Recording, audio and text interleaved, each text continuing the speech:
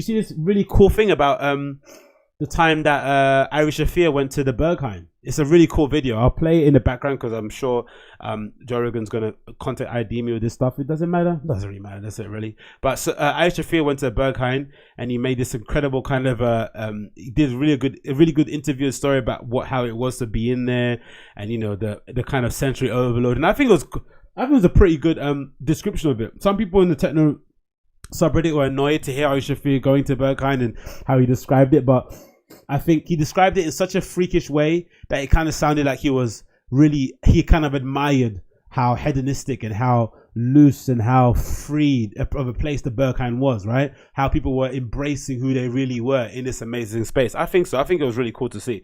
Let me see if I can find it here. There we go, and play it for you guys. Hopefully you can hear it on your end. The Joe Rogan experience. It's a really cool video. This is Germany, in Berlin. It was fucking so fun, dude. I've been having fun going. It's called a Berghain. Yeah. See, he doesn't remember the name even. That's so cool, man. It's fucking nuts. They do shit on another level there. I'm not into EDM and stuff, but like, it was great. As soon as you walk in, it's like, okay, first of all, you can't even get in. Oh my god. Okay, the first thing you see when you get in is just a bunch of people in leather, worn out. It goes from Friday night, midnight, until like Monday at about noon. You can just stay in and do hella drugs and just dance for like techno and like house music on different floors. People die in there. And that's the major big thing about Berghain, right? The fact that there's Panorama bar in there too, right? So if you don't really like techno, which is probably a little bit more, you know, darker, a bit more of a grungier feel, a little bit more then, you know, Panorama bar you can't scoff at Panorama bar. It's probably one of the best house disco floors you're going to find anywhere in the world, right? They book some of the best people playing there, right? It's an amazing space. So imagine that kind of juxtaposition of playing at the Panorama bar or playing at Berghain. You're still going to get an amazing experience. You're still going to see some of the best DJs in the world flexing their muscles in that space. So that's a really cool thing to see. They must. They must go too hard and have heart attacks. Yeah, but everyone, they must. Yeah. But when you're down there, it's on the third level where there's no, and just people just coming down. I went in like a day and a half, so it was like Sunday when I went. So people are just like out of it, sweaty girls with like tutus and like whatever. There's a coat check place where somebody said, somebody checked their gimp one time. Well, yeah. The coat check place? Yeah, like, yeah. Okay, the very first thing I saw, I go in, it's overwhelming. Me and my promoter were there. We're like, this is fucking too much. And we're like, all right, let's get beers. And I saw, this is so great, dude. The way to get in is just to wear all black or wear leather or just be with gay people. I love it. Get in, and they make sure it's like a good time for everybody. And they make you put a sticker over your phone, no pictures. They'll throw you the fuck out. Do whatever drugs you want. Anyway, as soon as I see that, there's a guy at the end of the bar just getting jerked off. And that's, again, the sticker thing.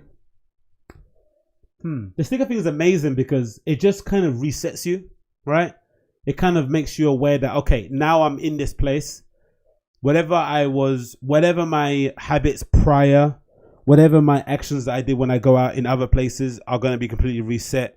This is a completely different space. There are different expectation levels, different way of conducting yourself. It really allows you to it mentally kind of puts you in the zone, in the mood. I think already when you're in a queue and you read all the stories online about how you can't talk, you can't be too boisterous, you can't be too fucked up, you got to be really you kind of have to be really kind of, you know, sober kind of going in. Again, it's another thing that they're really clever about doing, which people don't really people underestimate. The fact that the majority of people in that queue are relatively sober compared to the level of sobriety they're at when they go out, right?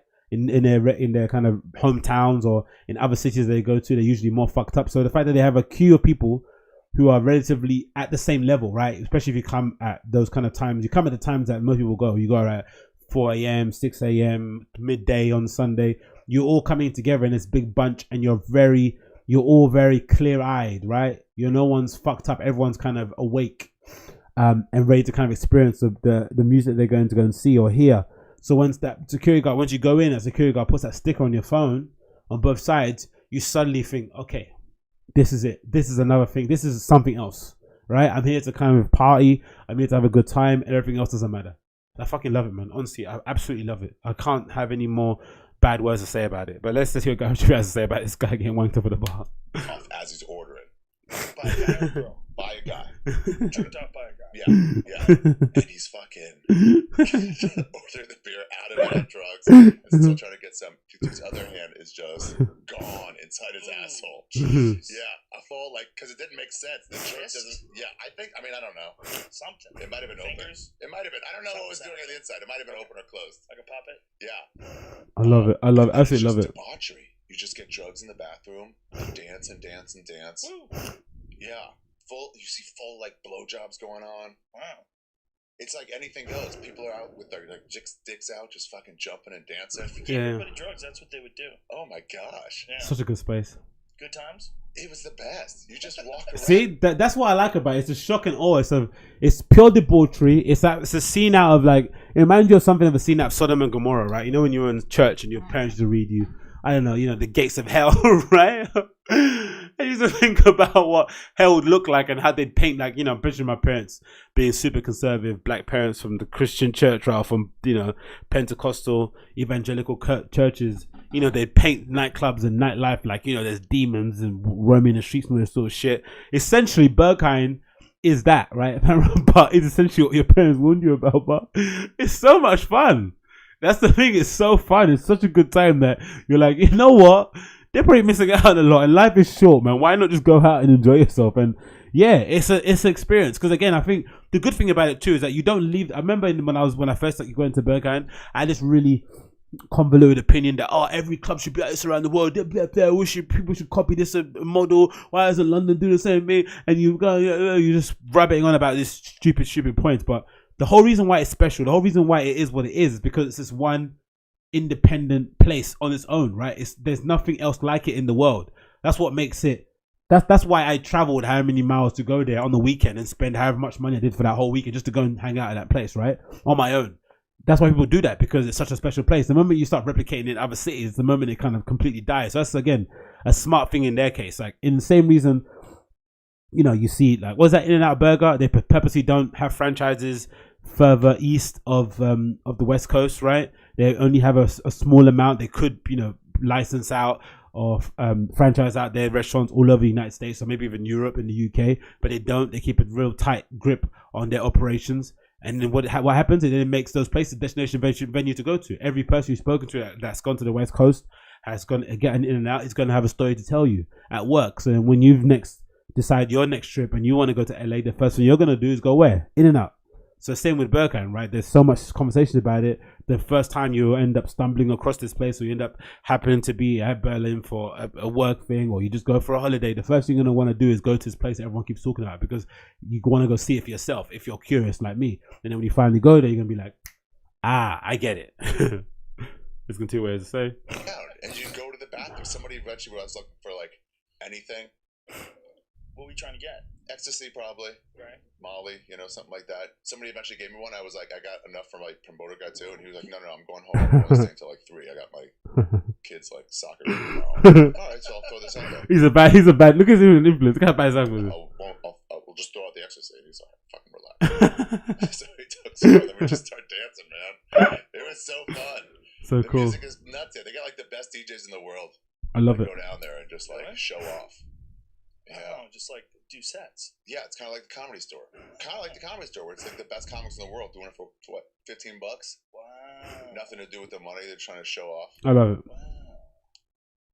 Oh God, it was so fucking fun. See, told you that's the effect it has on people, man. That fun. Idea that wow, adults, because it's so hard to have adult fun in it. When you're a kid, you have fun in just doing anything, right? You don't really do much and you have fun. The fact that you're outside of your house, you're having fun. The fact that your parents aren't around is fun. But when you're an adult, it's quite hard to have fun times. And if you are having fun times, you've paid a lot of money for it, right? You only have to look at fucking Time Out magazine about what to do on the weekend. Everything involves fucking 50, 30 pound pre-registering tickets. Even if you want to go to a fucking sewing class, right? You have to pay 30 quid. So all these fun activities that you're doing are being, forced on you, you're being required to, shell out, pounds after pounds after pounds after pounds. But imagine Berghain, €18, €5 re-entry fee, fucking peanuts to see some of the best DJs in the world, just throwing it down. You can't complain.